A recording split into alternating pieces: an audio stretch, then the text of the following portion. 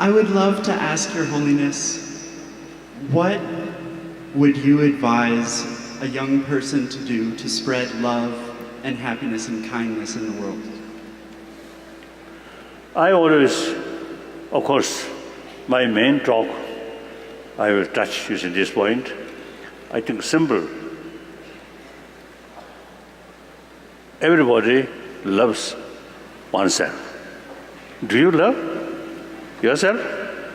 And you take care about your own health, isn't it?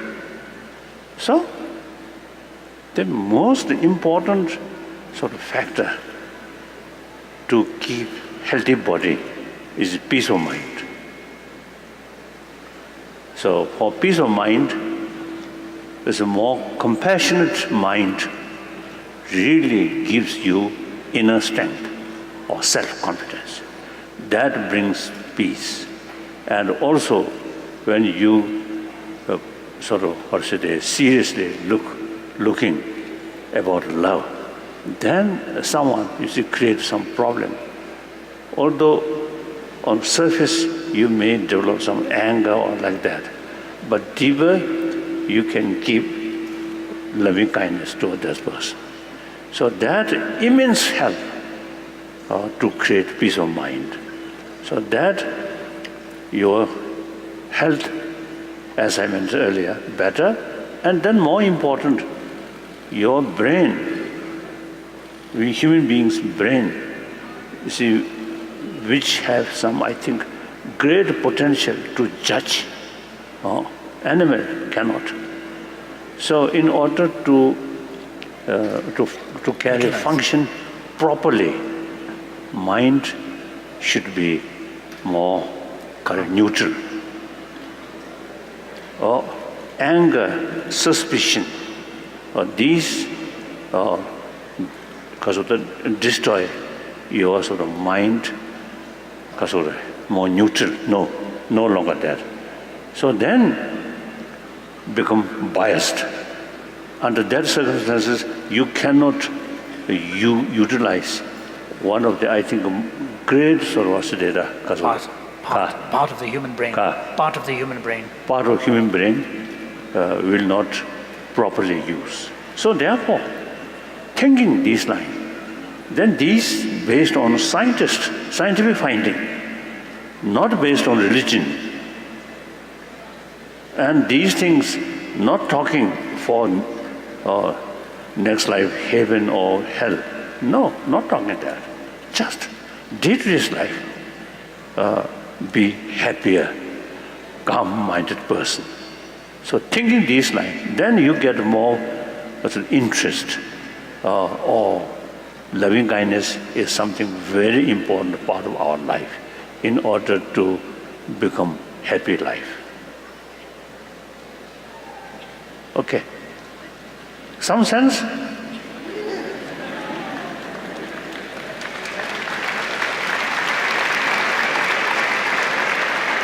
Yes. Your Holiness, thank you for blessing us with your presence. Could you share with us what is the purpose of human life? Happiness. Of course, for this question, due to different concept, according to different religious tradition, then according, I think, theistic religion, our life created by God, then certainly God, I think, never create humanity in order to create more problem, more suffering. God is infinite love. So therefore, I think from the religious viewpoint also, I think the purpose of our life is happiness, joyfulness. And then use common sense without any sort of touching religion. Obviously, as I briefly mentioned, this physical also more mentally more happy, more joyful. Every sort of cells or element of our body then function normal. Too much worry, too much sad, and that mental attitude really ruin your body.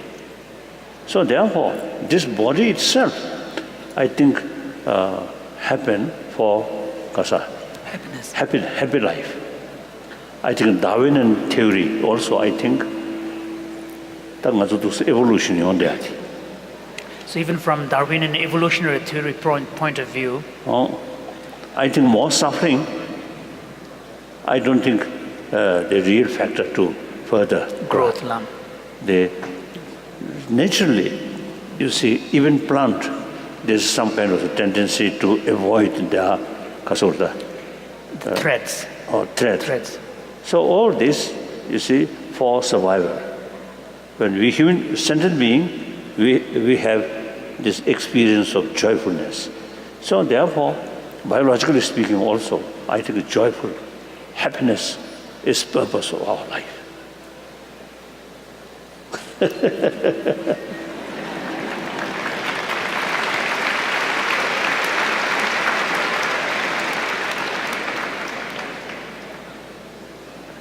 Your Holiness, I just came from Tibet, June 2nd.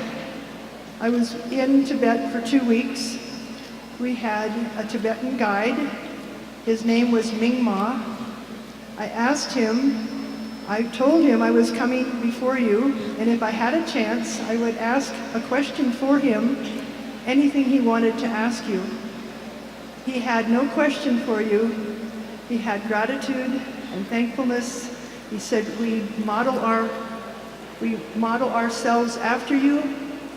We try to be more compassionate every day. You're always living in our hearts. And he was so humble and so grateful. Oh, wonderful. Thank you. And I said, I get to see him. He said, my life wish. And he said, it'll never happen. I said, never say never. Ninja. No. Tutor. No. Kundutan. No. Thank you. Thank you.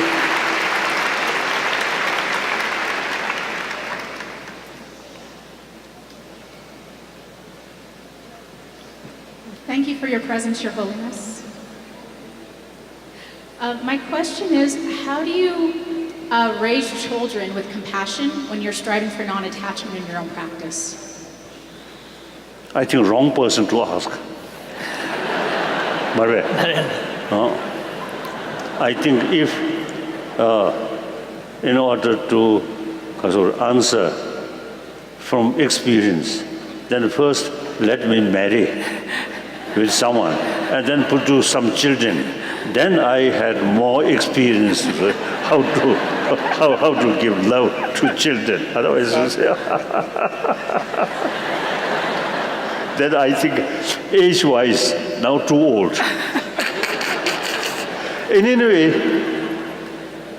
this is I think some program I heard one occasion in BBC. Mother's milk. You see, the child. You see, each month, you see, they need certain different kind of protein.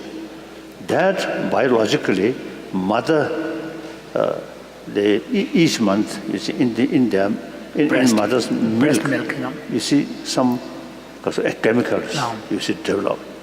So then, they give mother's milk to child and provide maximum affection. That's, I think, very, very important. According to my own experience, my mother, such a loving kinded mother. We almost never saw mother's angry face. My father, quite short temper. So I consider, you see, the first teacher of value of compassion is my mother. Really. And then, as a villager's child, you say, my mother always carry me when mother working in the field or milking animal like that. So mother always carried me. on her shoulder. Then gradually, I felt mother's shoulder is my place, remain comfortably. So then gradually, I become more bold. So hold my mother's 2 ear. Then when I want to go this side, or this side, go like that. If mother, you see, did not follow according to my sort of instruction, then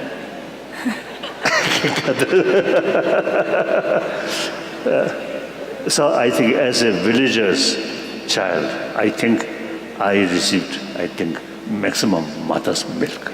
Affection, no? Milk. Affection and milk like that. So that I know. Then detail, you can ask some mother who have some children, then they share with you. Okay, next.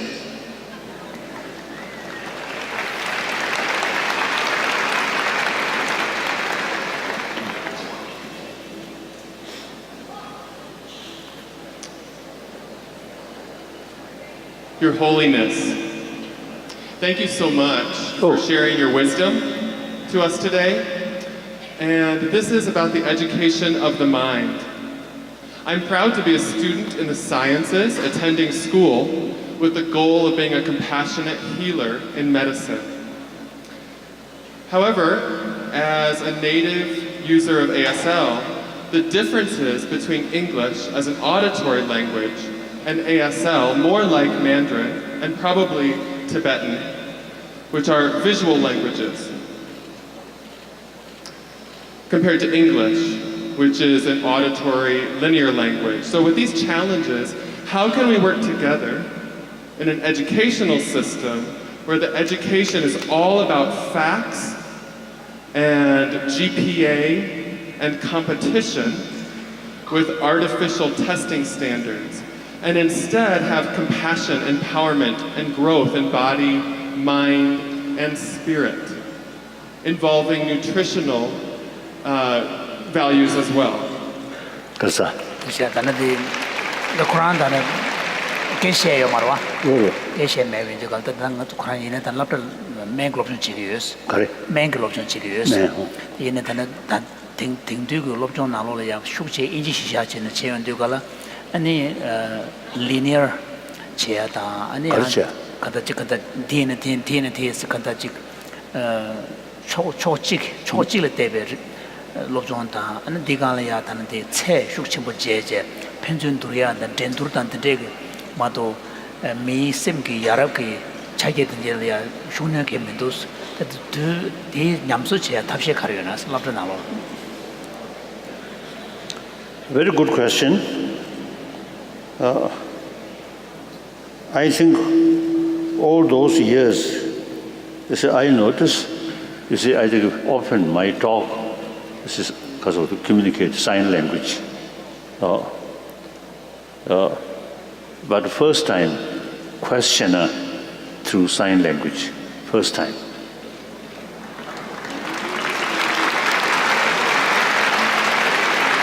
So, you see, in Buddhist literature, it mentioned some highly sort of evolved teachers, highly evolved masters. Some masters, you see, without use word, but sign language to carry sort of teaching like that. So I wish I learn sign language. That you will be my teacher for sign language. Thank you. Now your question is very serious. I would love to be able to teach you if you would love to learn.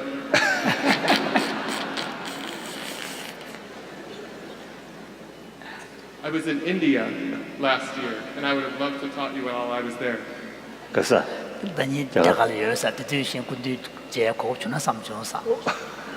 So now you see your question. I have the view as a result of meeting many educations people and also some scientists. So many of us now have the sort of feeling the existing modern education system is very much oriented about material value, not sufficient to pay attention about our inner value. Of course, all major religious traditions carry the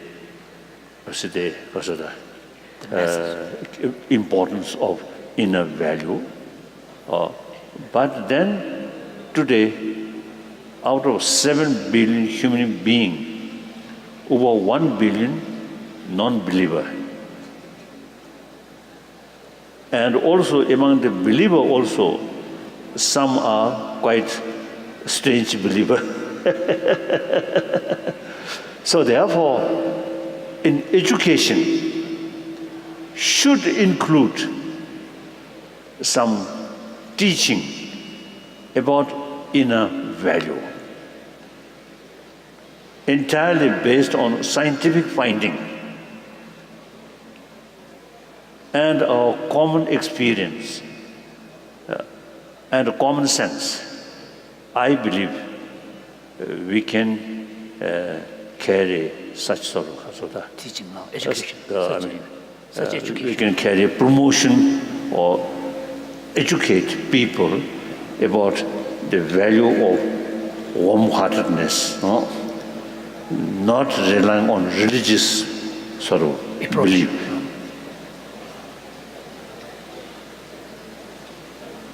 So, thank you.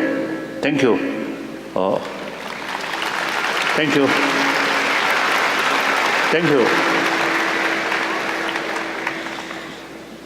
Hi there, Your Holiness. As a Boulder native, I'd like to say welcome to Boulder. It's been amazing to get to see you in person. And my question to you, as a son of immigrants and refugees, from Vietnam, I'd like to ask you, as with your background from Tibet, how can our generation, the 20th millennials, create change and action of bringing democracy and hopefully, love and happiness to everyone across the earth? And yeah. Kuramashite the Salonchines and the Embechano could do Pepsu Shueche. Digan Vietnamese kid that the capture Pugi in Sarva, the day Yamyon, the day to Kunzu Mission Botoge, Tate Tutulia, and Zambulin Kawaii, Manzota, Mili, Yarab Josanchea, and Tutulia, Ziguchea, and Mira, Ziguchea, the Bear Tapshi Kariona, the Shumbazo. Of course, like this country, United States, I always is telling, and also I believe, the United States is the leading nation of free world. And American sort of ancestors, sort of their real principle is democracy, liberty, freedom. Wonderful. So now, in that, as I already mentioned, through education, from kindergarten up to university level, some teaching, some education about our inner value. Then these democracy, liberty, freedom, I think really can be more forceful. More forceful, like that. So then, you from Vietnamese community, then I have many friends among the Vietnamese refugee. And also now these days, Vietnamese from their own land come to see me and give some sort of explanation about Buddhism, Buddha Dharma, like that. So Vietnamese, wherever they live, you see, they really carry your own tradition. Many of them Buddhist. So wherever Vietnamese community there, you see they constructed one Buddhist temple. And just a few days ago, I was in Orange County, Los Angeles. They one opening one Vietnamese temple. So you are really hardworking, realistic. So then I think modern education, as I mentioned earlier, the existing modern education system, I think, including myself, I think many of our friends feel inadequate. We need some lesson about our inner value, strictly non-religious way, like that. So, you should carry your Vietnamese spirit, and in the meantime,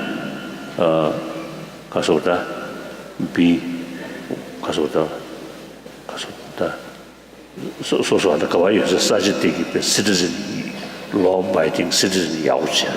So, and continue to be part of the community where you are living, wherever you happen to be. Citizen. So as a citizen of the country that you are, as a law-abiding citizen. Okay, thank you. Thank you very much. We Tibetan also. We Tibetan, wherever we live,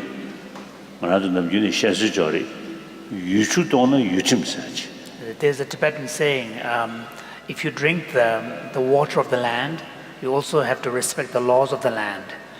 So this is what the Tibetans do. Now perhaps our formality may start. Please wait. After my talk, then question and answer will start. So for the time being, take your own seat. Rest.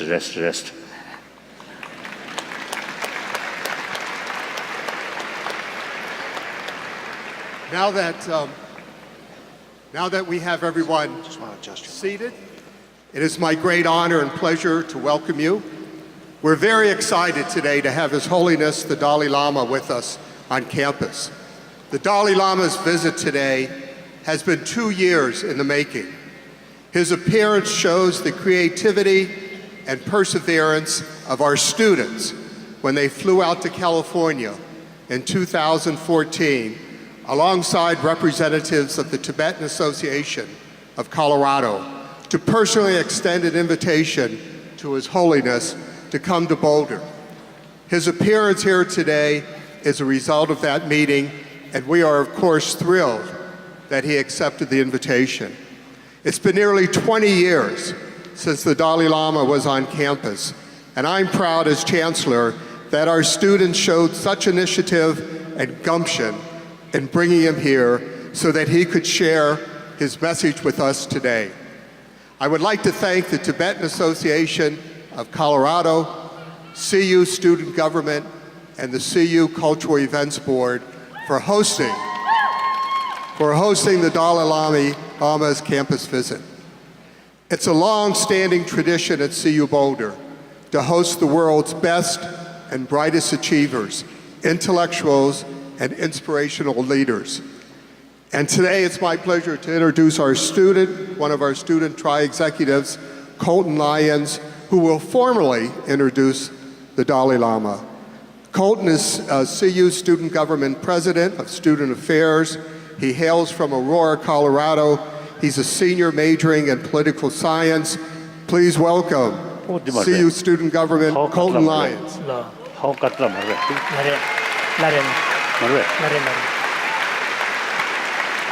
Thank you, Chancellor DeStefano. Good afternoon and welcome everyone to the University of Colorado Boulder.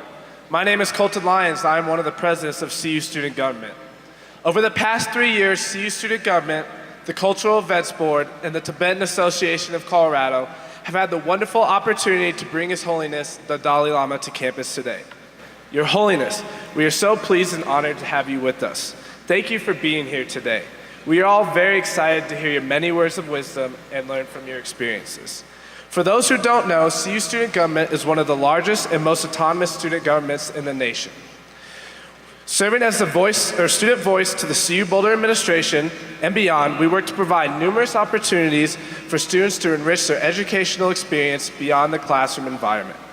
For 3 years now, CU Student Government leaders, along with the Cultural Events Board and the Tibetan Association of Colorado, have worked tirelessly to bring His Holiness the Dalai Lama to our beautiful Boulder campus. As a spiritual leader of Tibet, His Holiness describes himself as a simple Buddhist monk. He frequently states that his life is guided by 3 major commitments: the promotion of human values or secular ethics in the interest of human happiness, the fostering of interreligious harmony, and the preservation of Tibet's Buddhist culture, a culture of peace and nonviolence. His Holiness is from very humble beginnings. Born in July of 1935 to a farmer's family in the remote part of Tibet, at the very young age of 2, he was recognized as the reincarnation of the previous 13th Dalai Lama. At the young age of 6, His Holiness began his monastic education and physics education at the age of 23, with a degree equivalent to a doctorate in Buddhist philosophy. His Holiness the Dalai Lama has dedicated his life to peace. In 1989, he was awarded the Nobel Peace Prize for nonviolent struggle for the liberation of Tibet, and has consistently advocated for policies of nonviolence, even in the face of extreme aggression.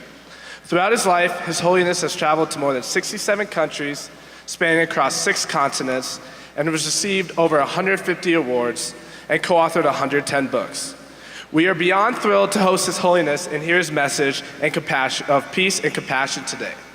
The title of today's event, Compassion in Action, Education, the Mind, and the Heart, was inspired by the work of His Holiness does, and he embodies compassion in all that he does and serves a role model for all.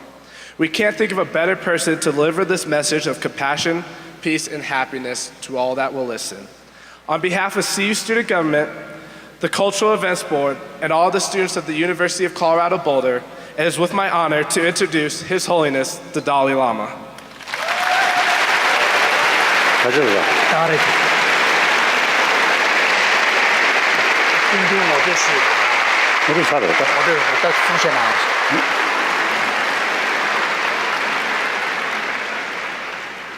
Thank you.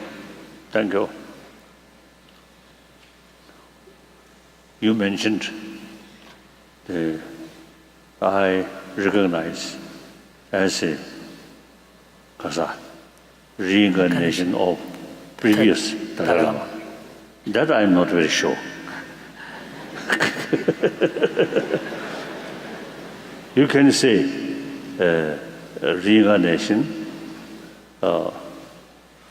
or person is who have some sort of previous life, some connection. That I believe. I think reason, some difficult subject. I think he also, I think, noticed some difficult subject.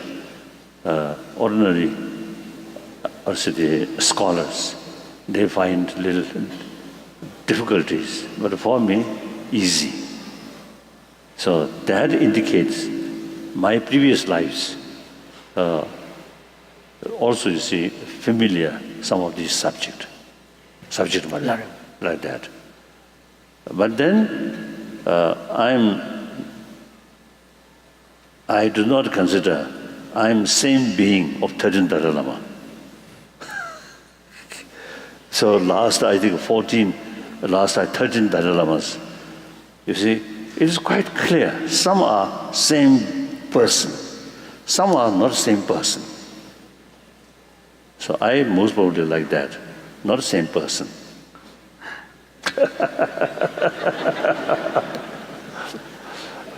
But in any way, you see, the previous Dalai Lama, most of these previous Dalai Lamas, you see, have certain sort of extraordinary experience or visions like that.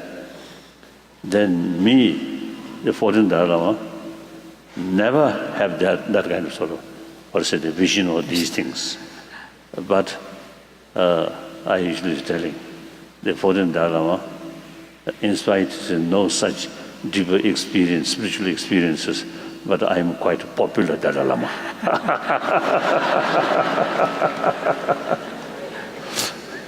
So I think,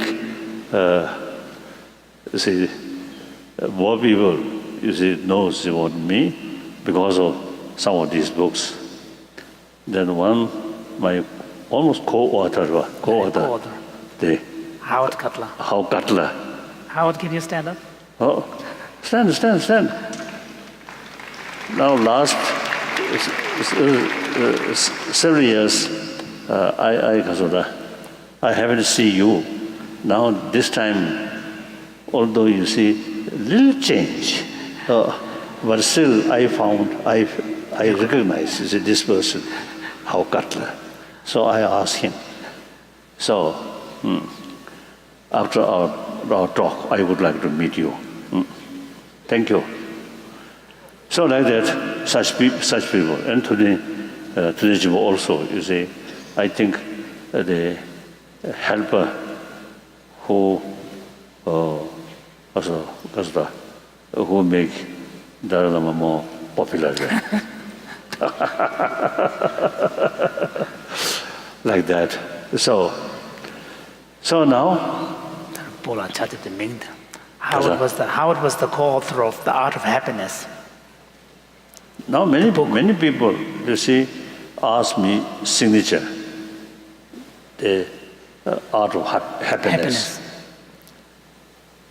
And Chigyori, another one. Ethics for the New Millennium. Art of Happiness at working or something. Art of Happiness at work. Yeah. Huh? So he really very, very helpful, very helpful. So now my talk,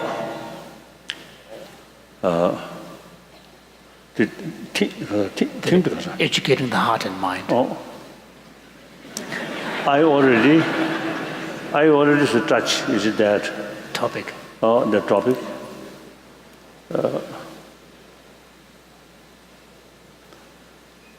I think about 200 years. The modern education. I think mainly from Europe, developed, and at the same time,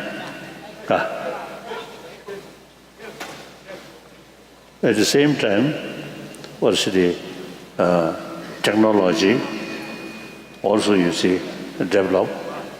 Correct.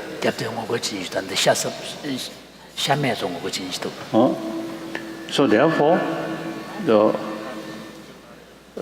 I think at that time, the technology and the material value is very much sort of excited. So the education also, I think, is mainly emphasis about external values.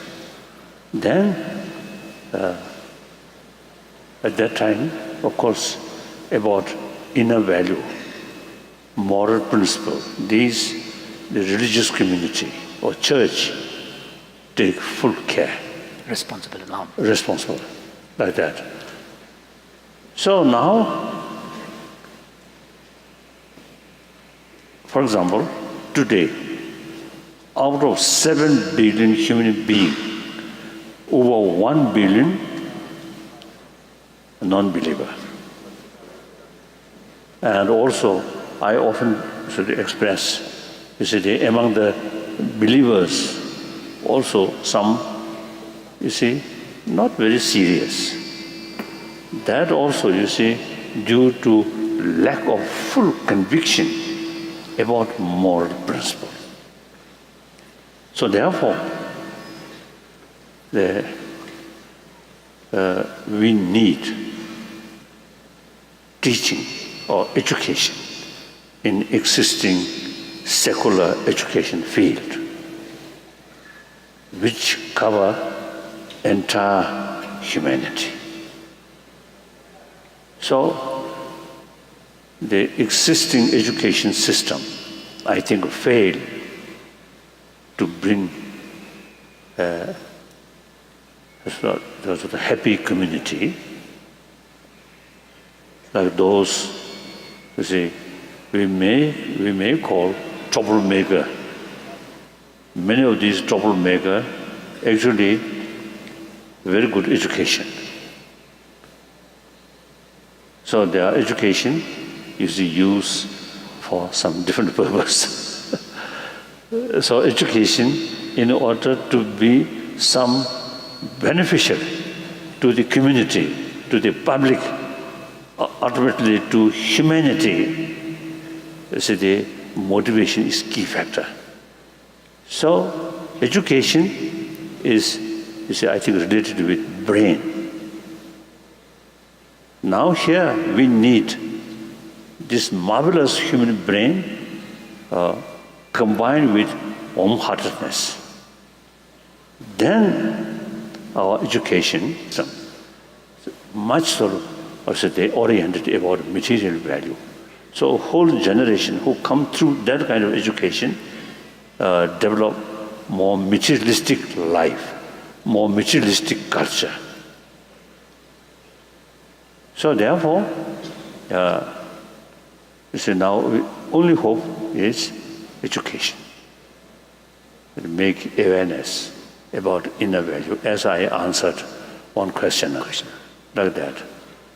The warm-heartedness or compassion is not necessarily something good for others, but firstly, you yourself get immense benefit.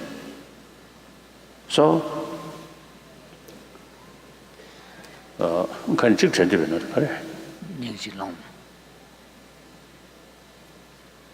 so for example, these days I'm expressing religion also causing some divisions, even killing. This clearly shows that these people who may have some kind of faith about their own religion, but lack of moral principle. Here moral principle means we human beings, we are social animal. Each individual's happy life entirely based on community. And then today's this reality is the entire world become one entity. Something happened in other part of the world, it effect comes your own place. Then most important, climate condition, no national boundary, and also modern economy, global economy, no national boundary. So therefore, unlike in the past, today world heavily interconnected, interrelated. I think they say till 20th century, in the European nations, small nations, they consider their own sovereignty is so important. And for that, killing, fought, war, like between France and Germany. They say, fight. Several thousand people killed. But then modern time, after Second World War, then gradually, the leaders of European continent, now they feel now common interest is more important than individual national interest, because individual national interest also related with common interest.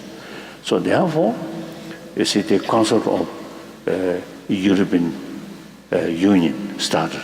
Look, America, during Civil War, South, North. I think today, United States, so the United States and people in this continent, get much sort of benefit. If still remain North America, or South or North, and like sort of small sort of nations lang. small nations. I think today, maybe, I think less sort of successful, economically also. So this is an example. Then India, also, India, East India, South India, West India, North India, Central India, different language, different script, but remain union. So now over billion populated country, actually most populated democratic country. So therefore, now time come, we have to think humanity rather than my nation, my area. Because this is not just a question of a moral thing, question of reality. Our life heavily interdependent. Under that circumstance, you have to take care about other, which your interest also based on them. In ancient time, war with your neighbor, destruction of your neighbor is victory of yourself. Now today, destruction of your neighbor is actually destruction of yourself. Now that's the new reality. I think the problem is, you see, we live in a sort of in a time, the things much changed in reality. But our perception, our thinking, old thinking, we and they. And then, in order to gain, you emotionally try to destroy other. That, I think, old thinking, I feel. So all this, I feel, existing education system have some responsibility.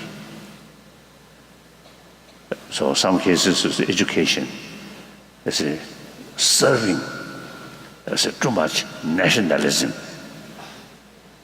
That, you see, you pick up yourself is something special. And such sort of view really causing more division and ultimately killing each other. So all this, I believe, education system have the sort of the great sort of important role. So therefore, we now last more than 10 years with help of educationists and some scientists. Now we working how to introduce in existing modern education, secular education, there's some education about moral ethics. So if moral ethics rely on religion, as I mentioned earlier, which there are non-believers, large number of non-believers already there, and also the religion, there's so many different religions, so difficult. Like India, there was a multi-religion over 1,000 years. So India's constitution based on secular. So secular does not mean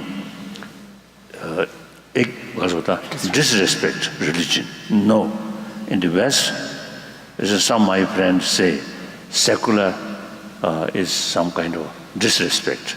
I think there also is some sort of, relations during after French Revolution, the state and church separated. Separate. So secular is some sort of the closer the to the state now. State like that. So some, you see, my friend, even you see, consider secular and atheism some sort of same, similar. So some close. According to Indian understanding, not at all like that. As I mentioned earlier, India's own constitution based on secular. then see, India's constitution never be a little bit negative towards religion. No. Then I think majority of Indian people against your constitution. Because India, very, very religious-minded nation. But at the same time, among the religious-minded people, corruption also quite serious. This is a big contradiction. Non-believer only think money, power like that. That's understandable. Then people who believe, the next life, or God and goddesses. And meantime, you see, not much seriously concerned about corruption. This is a big contradiction. Sometimes I jokingly telling my Indian friend, I think each family seems, mourning some offering, including incense, some flowers, in the front of Shiva Lingam or some statues, and pray. So it seems they praying to God, oh, my corrupted life should be successful.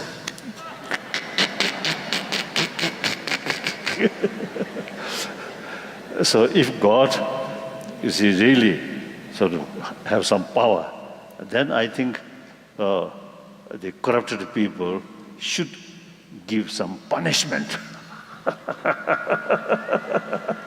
One time I met some Cuban refugee come to I think come to India, I think, to see some refugee, very religious-minded.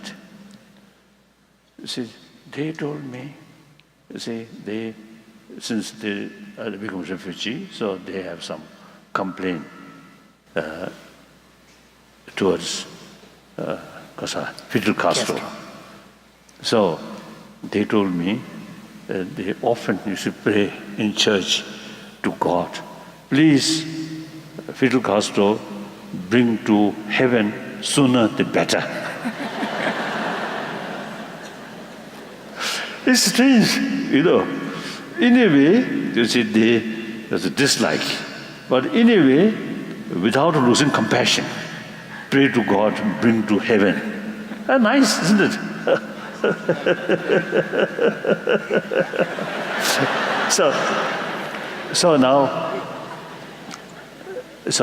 Now main point is education.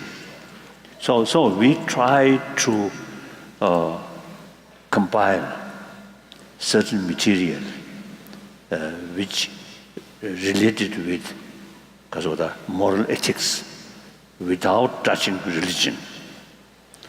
So we already compiled a curriculum, draft curriculum about we call secular education or universal ethics like that.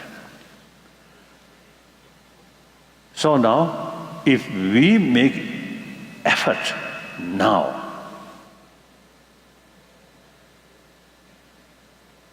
end of this century could be more peaceful through inner peace based on loving kindness towards entire humanity. So we need, education to teach children the sense of oneness of 7 billion human beings. Then also we can use the scientific findings, more compassionate heart, immense benefit to oneself. I mentioned, the other last few days in some occasion, I want to share you here. This time when I'm coming to America, the one night I spent in London. So when I leaving Heathrow Airport, some of my friends used to come. And then they expressed to me, oh, in spite of your age, 81-year-old, your face looks like age in 60s like that. Then he asked me, what is your secret? Then I respond firstly, oh, that's my secret I don't want to share with you. Then seriously I mentioned, according to my own experience, you see, the peace of mind, no matter how sort of difficult situation, you see, peace of mind is a really very, very important factor. Then, with help of our intelligence and combined with compassionate mind, we have the ability, surface level, we accept now this great tragedy, very sad, very sad. We have to make effort. Then underneath, you can keep peace, calm. So that's, I think, our unique sort of ability with combination of warm-heartedness and brain. Animal cannot do that. So since such things possible, so now let us make effort to share with more people from kindergarten level up to university level. So that's one of my commitment. Not only me, many scientists, many educationists, you see, committed that object, that goal. So our goal should be within this century, 21st century, I think the humanity, more compassionate humanity, so that peace, world peace automatically come. Corruption also reduce. Conflict then impossible. If we have strong sort of conviction, we are sane. I love myself. 7 billion human beings, each one you should love their own life. So we must respect. You see, with that kind of conviction, through awareness, then I think many existing sort of wrongdoing will reduce. So if we carry existing sort of education and way of thinking, way of life continuously, then this 21st century also definitely will be same miserable century that kind of 20th century happened. A lot of killing, a lot of suffering, poverty, starvation. You cannot. We are same human being. Somewhat human. This is suffer, starvation, killing. And we just remain indifferent. Is, I think, immoral. We should have sense of concern or sense of responsibility. Nowadays, I heard in Europe, this is some younger people, they express global citizen. That's a very good sign. So thinking global level. So if we make effort through education, then I think there is a real possibility to achieve happier world, compassionate world. My lifetime will not achieve. So sometimes I say, jokingly telling people, I make distinction, generation of 20th century, generation of 21st century. So my generation, and most probably you also, generation of 20th century, and now you, I think generation of 21st century. So those people whose age below 30, 20, 15, then you are the generation of 21st century. Now, my century, 20th century, now already gone.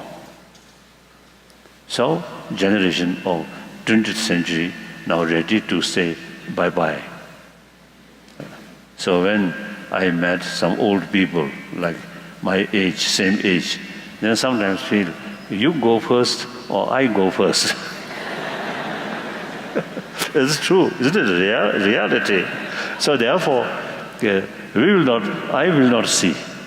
But then, the 21st century's generation, if you make effort now, the later part of the 20th century, after 2, 3, 4 decades, generation who come through that kind of education and more effort, politicians or media people or businessmen, women, and particularly the education field, you see, if we take same goal, one goal, happier world, compassionate world, that take as a goal, and then all different profession aiming that way, I think really possible.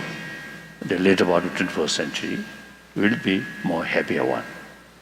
So sometimes I jokingly used to telling those young people, so after 15, 20 years, I will no longer be here. And then even in hell, I can get some permission, come to see world.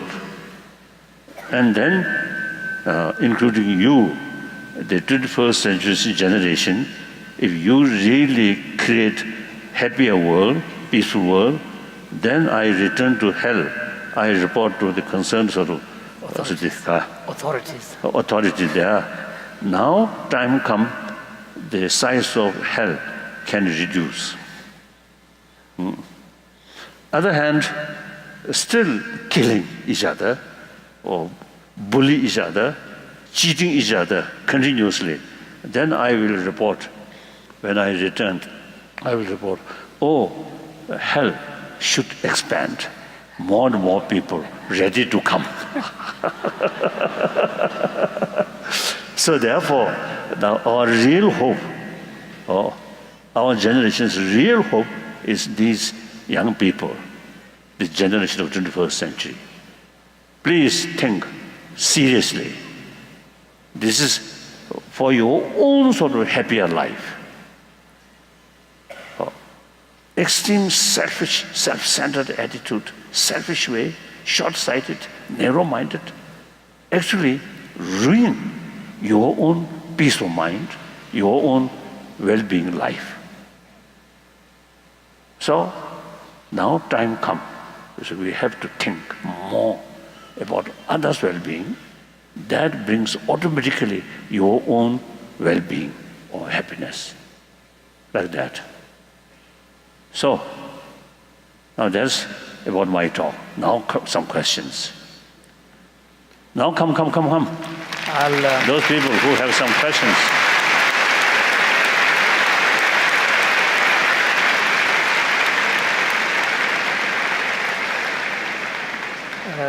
Can you switch this on? Yes, now here, some written question also here. Firstly, yes, you read.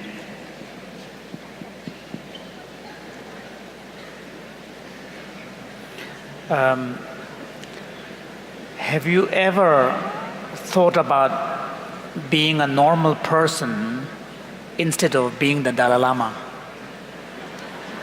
When I was young, particularly in Podala, you see, there is not much room to play, to run. And Nobulinga Summer Palace, yes, open space. And I love water, so I play with water. Podala, not that kind of facility. So then, on top of that, during winter time, there was some kind of tradition. Dalai Lama carried some retreat, few weeks retreat with my tutor. So and I really feel boring. Then I can hear. some villagers, daytime, their animal, carry some. They are taking them for grazing. Then about around the sunset, you see, they coming back, they're singing. So then, some occasion I really felt I be one of them. I wish if I were one of them. Free. I'm quite sort of rigid atmosphere, like that.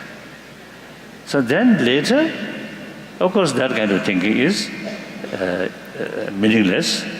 I already choose as a Dalai Lama, and also you see carry a lot of study.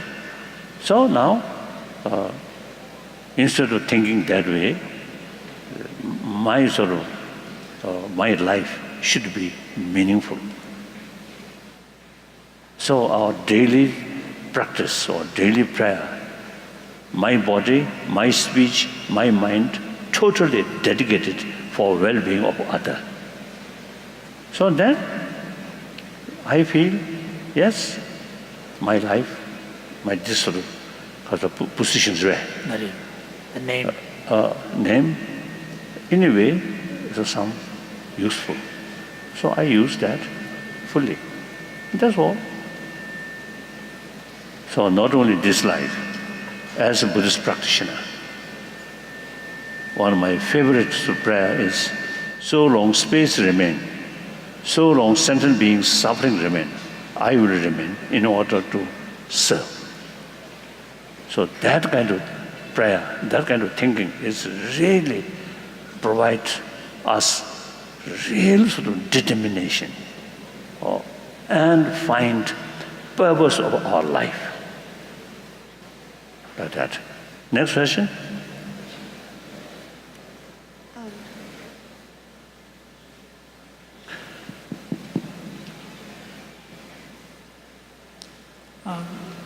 Thank you, Your Holiness, for your words and your wisdom.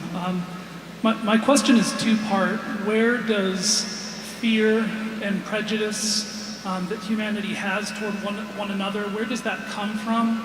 And secondly, how do we overcome fear and prejudice towards those whom we perceive are different from us, whether it be religiously or politically, sexual orientation, etc.? You see, that's according ancient Indian psychology. But actually, in India, I think the modern Indians, I think already forget these ancient rich knowledge about our emotion. So we, as a chela or student of ancient Indian masters, we kept over 1,000 years. So I usually say telling my Indian friend, you see, we not only chela of Indian guru, but also quite a reliable chela. Chela means student. So when, you see, a few centuries, India's own land, you see, these knowledge, not much because of the emphasis. You see, we, and also ups and downs. So we, as a student or follower of ancient Indian thought, we kept intact. Like that. So therefore, according ancient Indian psychology, and now today available in Tibetan tradition, now these very much related with, I think this morning also I mentioned, we too much emphasis or too much belief the appearances. So the appearances we consider something absolute. Then you see, you get more sort of anger and prejudice way, and self-centered attitude. I. At that time, you see, you consider, you feel I is something there, very absolute, independent. And that is the basis of all destructive prejudice, anger, hatred. And so these, you see, then bring the kasuda, exploit other, like that. So these samritani cheshvishtuda. So a large part of that has to do with the way in which we see the world and ourselves and the attitudes we bring. So then education, the secular education, now we are working. There, I feel some subject about function of our emotion and the relations such as anger related with another sorrow, like fear. Fear brings anger. Fear brings frustration. Frustration brings anger. So there is some chain reaction. So these I usually call map of emotion. In order to develop the genuine sense of compassion, we need some knowledge about map of emotion. Then you will be better positioned to deal these emotions. So that's, and ultimately, you see, usually we say all these destructive emotion ultimately based on ignorance. So we need more details of knowledge, these things. And this, not like automatic machine. We need a lot of effort. Years. Okay, thank you. Thank you.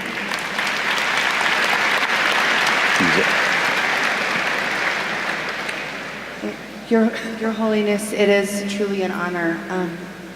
Your leadership, both spiritually and politically, is phenomenal, and we never ever want to lose you. But I am curious, what would be your advice to a 15th Dalai Lama?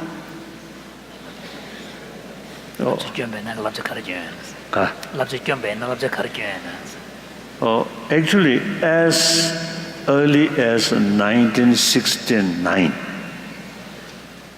one of my public statement, formal official statement, I stated the very institution of Dalai Lama should continue or not up to Tibetan people. So in principle, I still carry that.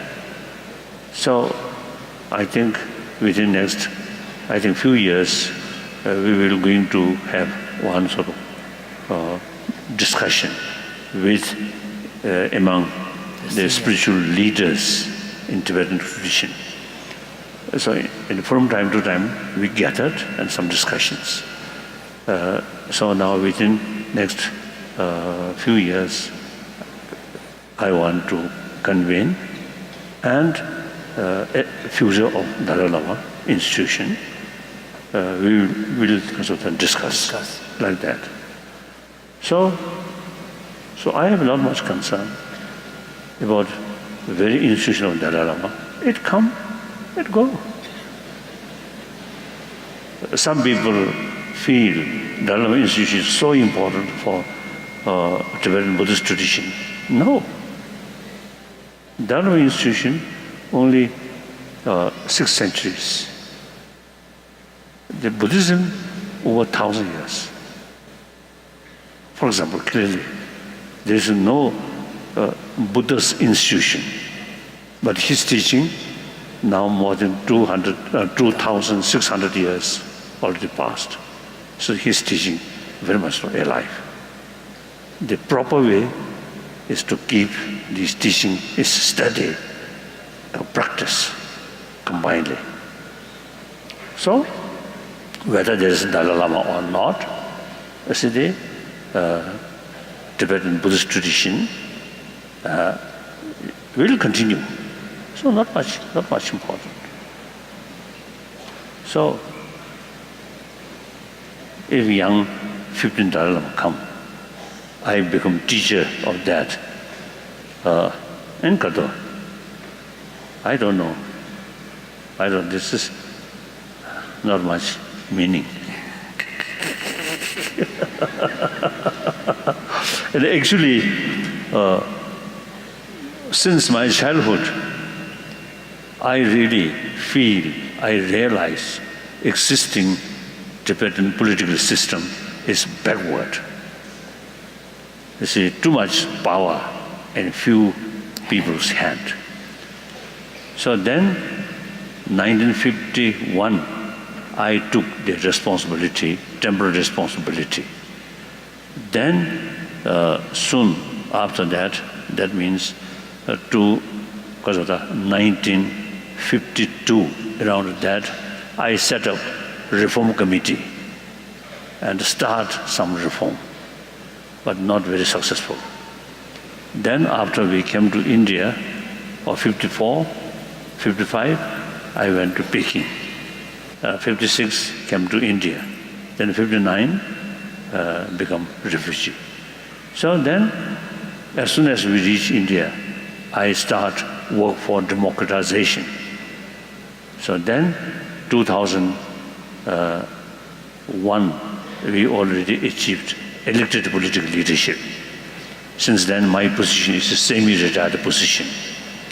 Then 2011, I totally retired. Now, I have no responsibility about political matter. Only, as they mentioned, 3 commitments: promotion of human values. Promotion of human value, and then promotion of religious harmony. I really admire India's tradition, religious harmony, really. So, over billion populated nation, quite complicated nation, religious harmony still there.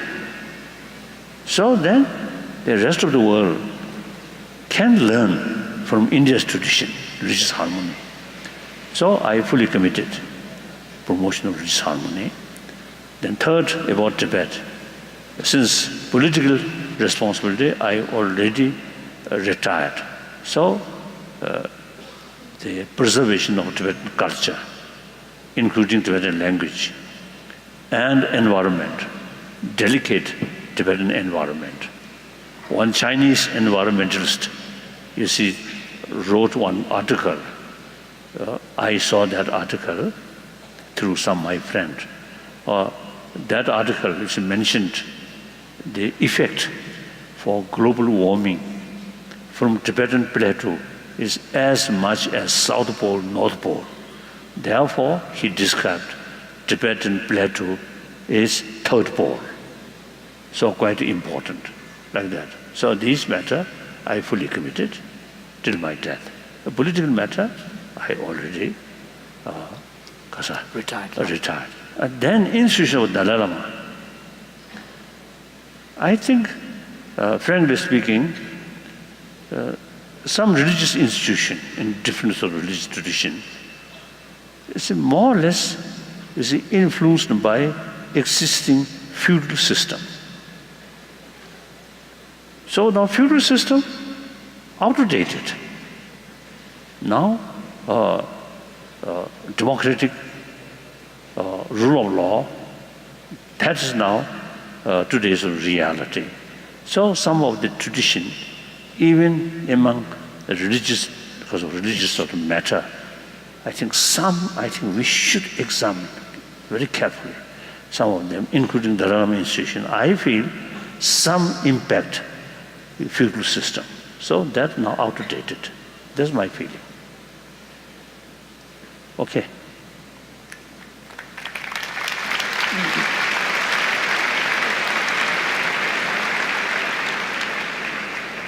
Your Holiness, it is a true honor to have you here in Boulder, and thank you very much for your time.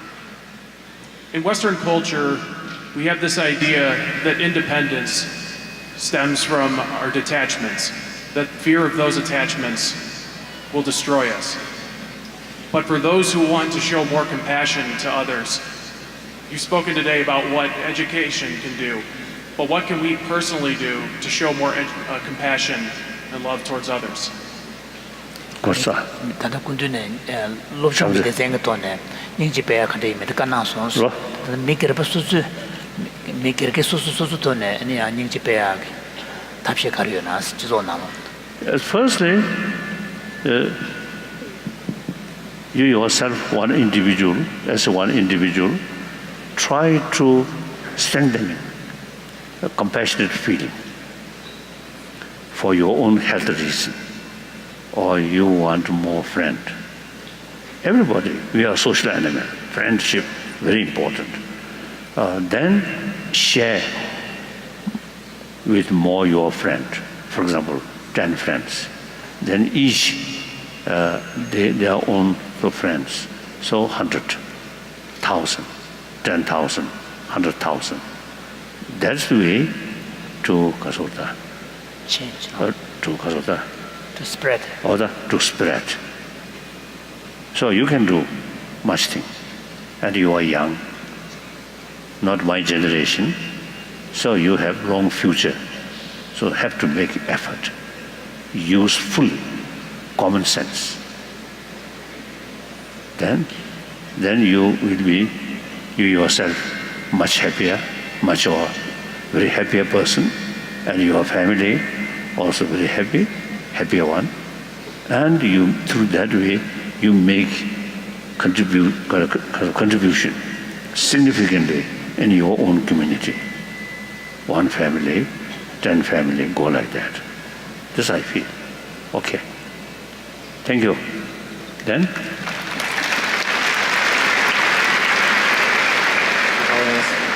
It's an honor and pleasure to be here. My question is, in the world we live in today, there's every bit of information at our fingertips, and it seems that Western science and the rational mind seems to win the hearts more often than not, and people have a hard time understanding your spiritual principles. My question is, how do we bridge the gap between the sterile dichotomy of Western science and religion and spirituality?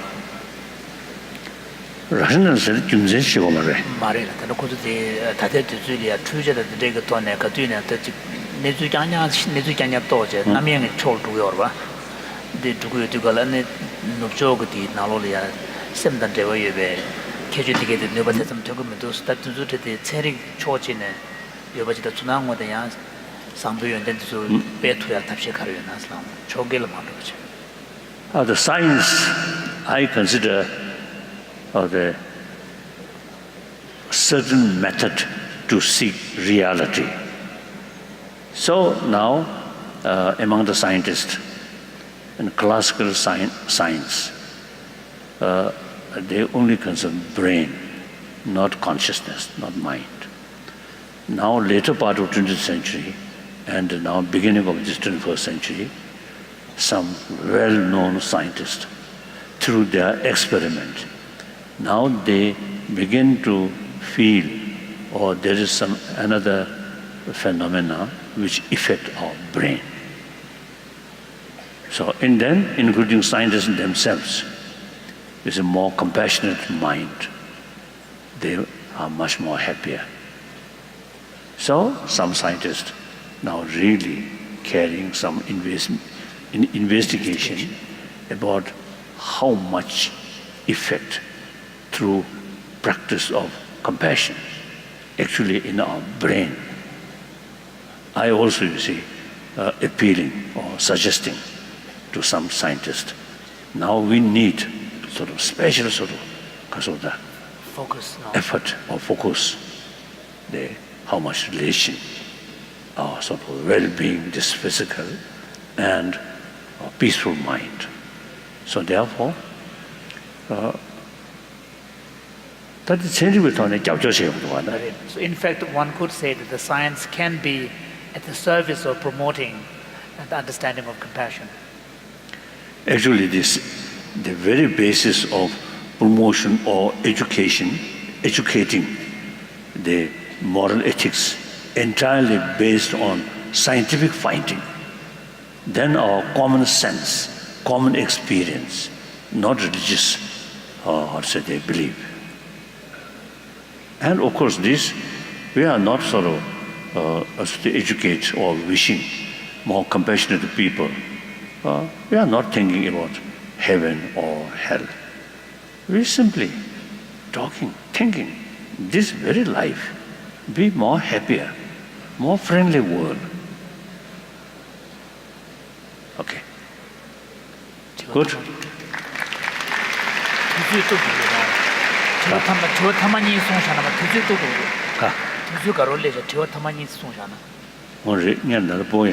Yes.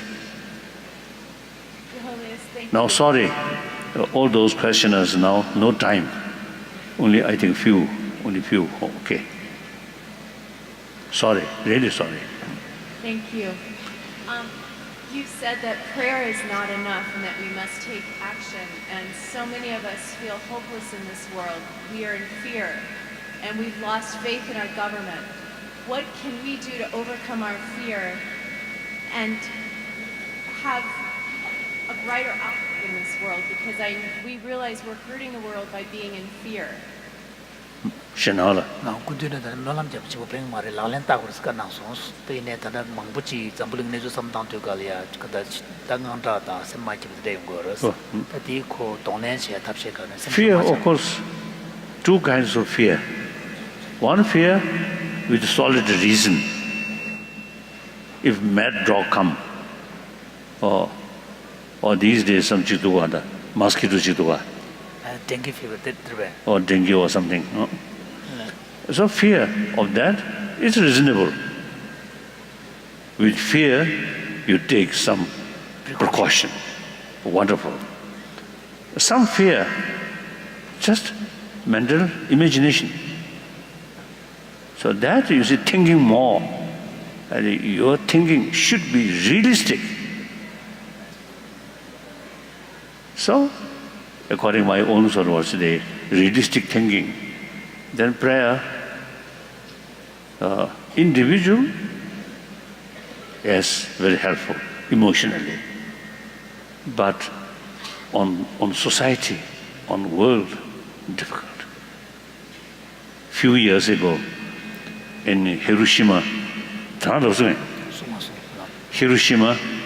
some Nobel Peace laureate meeting for peace. So some people expressed with blessing of God, peace prevail. Then my turn. I do not believe peace come through blessing, in the form of blessing. Peace must create through our action. So logically, who create violence? Not God, but we human beings. So we have the responsibility. We have to tackle these things. So we create problem and ask God some blessing. Illogical.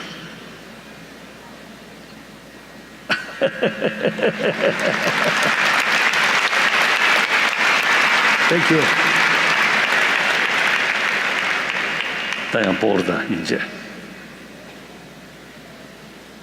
Hello, Your Holiness. Thank you so much for your inspiring message. It was just as inspiring as your 80th birthday speech at the Kalachakra Festival in Leh that I was at. In that speech, you emphasized the most important of the Four Noble Truths that you presented in London so many decades ago.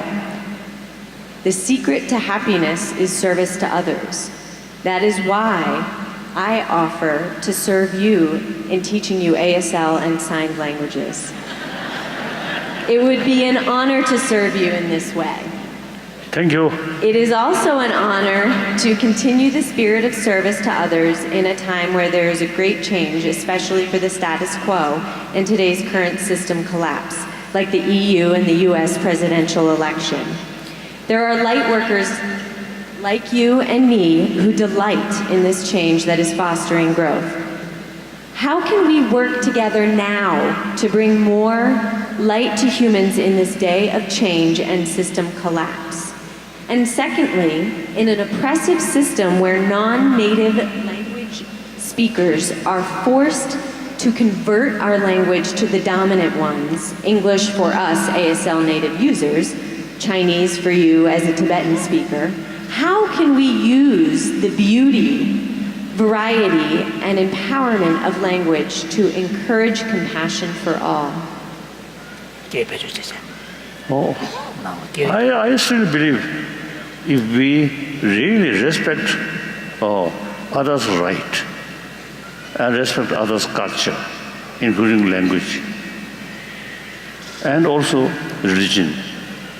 You see, if we love humanity and the sense of oneness of every human being, then automatically respect, taking care about their own sort of wish. So these automatically come. This is my feeling. So I thank your offering, your offer, teach me sign language. But frankly speaking, I have not much time. Now, and also you see, age, now 81-year-old. So if I have sufficient time, I want to improve my own broken English. that will be more useful, more practically useful. But that also, you see, now not much time. So thank you, your offer. I think in Tibetan community in India,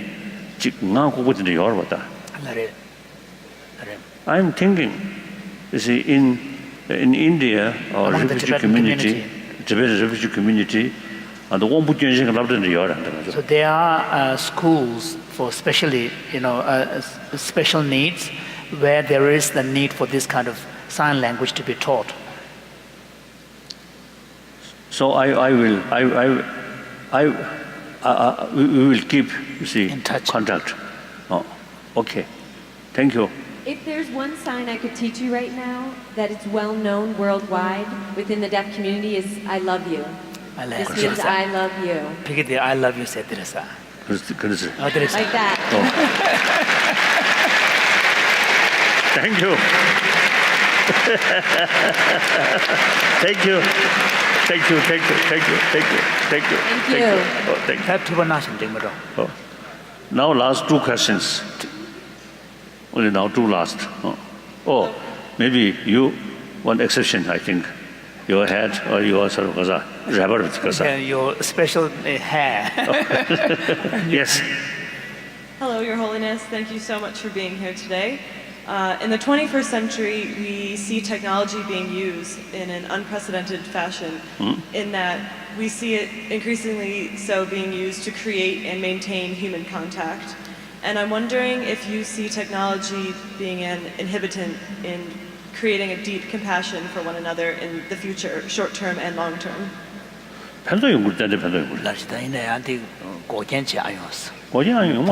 Yeah. Definitely, it can be of benefit of connecting with people. The emphasis, you see, more emphasis about our inner value. Then technology used that way, very, very helpful. Other hand, technology used for just temporary entertainment like that, then the waste of time. The technology itself, it's neutral. It's an instrument. Can be used either ways. Thank you.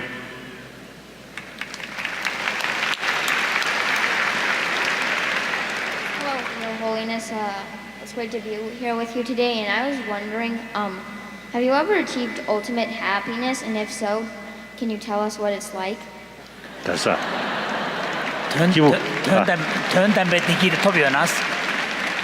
Now, I think you're not talking to us. I think many of you knows Teatha, Gade, Parasamgade, Buddhisa. So step by step to store.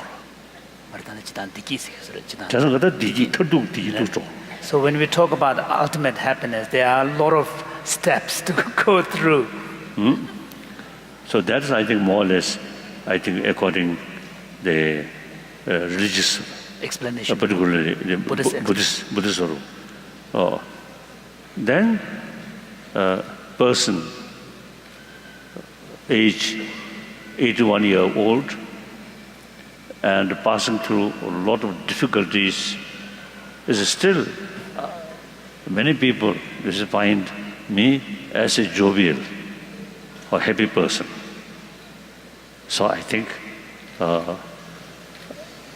I think my way of thinking I think really brings that kind of the happy face. Maria, like that. So you, as a human brother, a younger brother, you have all the potentials. Now question is whether you utilize these potential properly or not. So you are young, so really long future. So you pay more attention about our inner value. Then share with more students.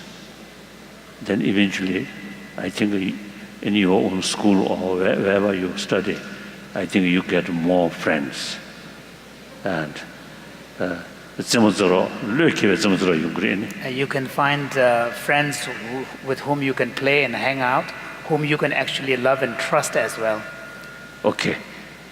Thank you.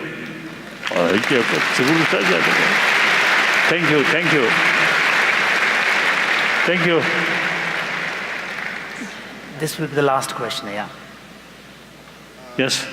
Yeah.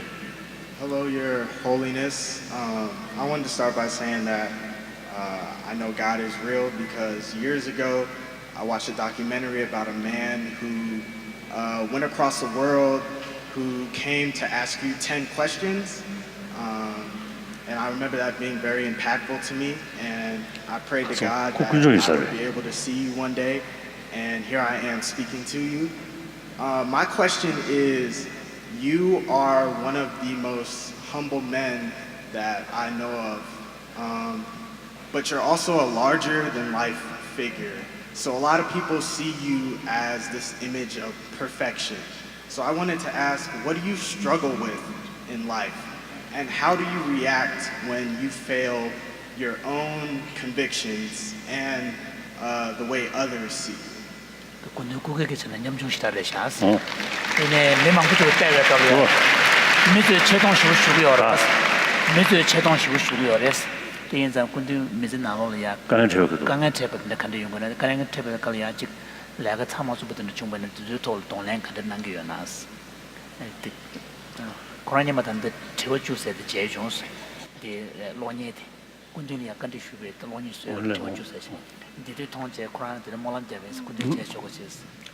Actually,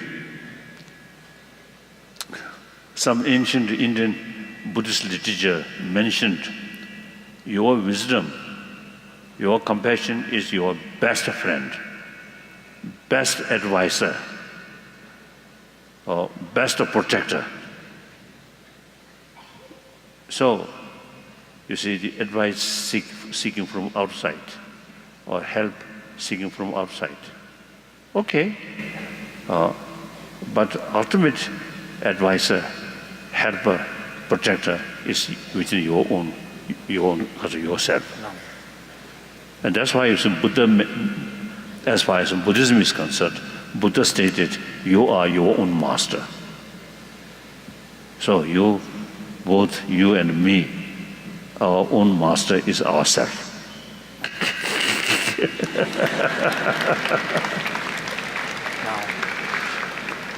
Now I think last question now, this is real last now.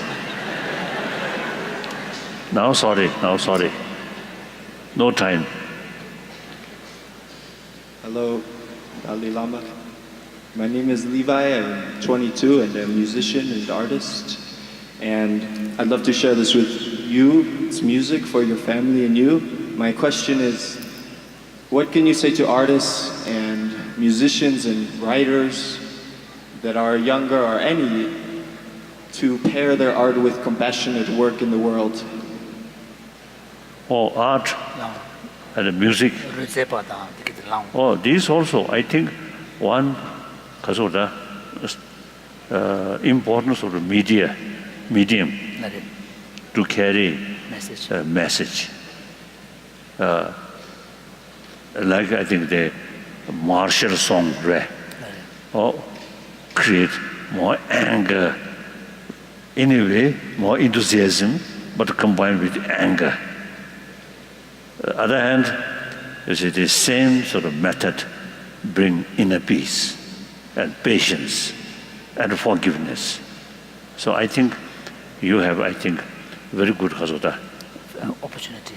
Because the methodology. The medium, you have an important medium to reach out. So ultimately, you see, depend on your own motivation and your goal. As I mentioned earlier, our goal of 7 billion human beings' goal is compassionate world. Then use different sort of profession. So your case, art and creativity. Music, wonderful. Thank you. Now, no time. Thank you.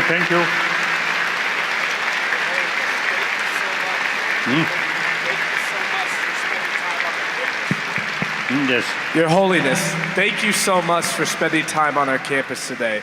We're so honored to have you share your wisdom to all of us in the room. I'd like to introduce one of the other tri-executives for CU Student Government, Madalena DeAndrea, to share some final remarks.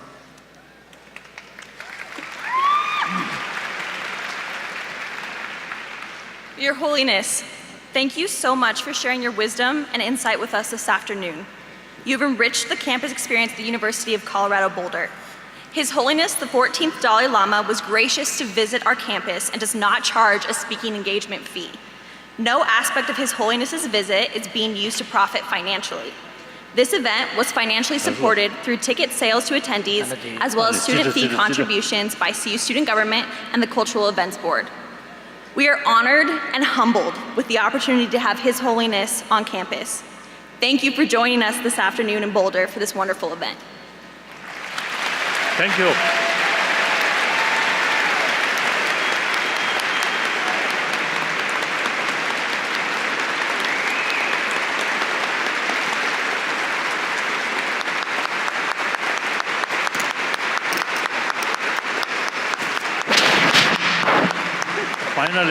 Finally, I want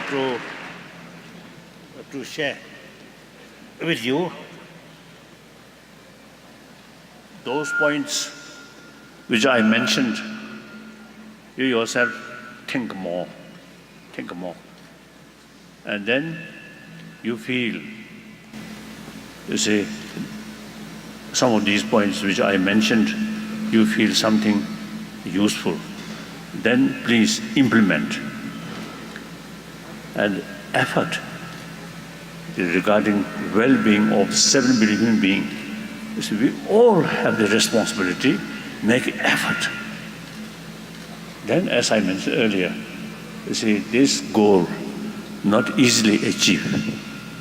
But I want to say to you, to share with you, there are some scientists, they sort of try to investigate basic human nature, what kind of basic human nature. Then they concluded basic human nature is more compassionate.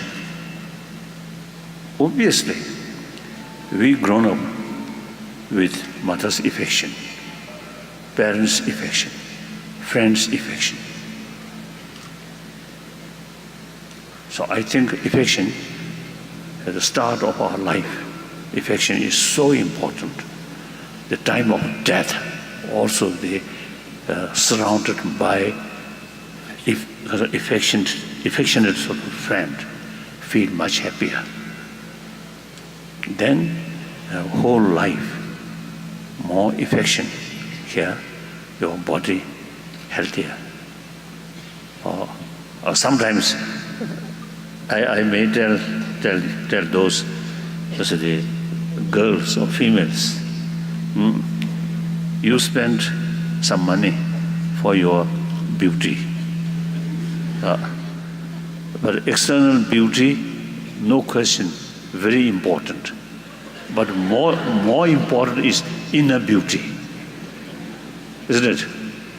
Only on the basis of external beauty, hurriedly marry, and then that is the preparation of quarrel or divorce, isn't it? So happy marriage entirely depends on inner beauty. Here I have one story. You see, in early 60s, one Tibetan monk official, you see, he eventually disrobed. Then I teased him, and then his wife, not that much attractive or beautiful, beauty.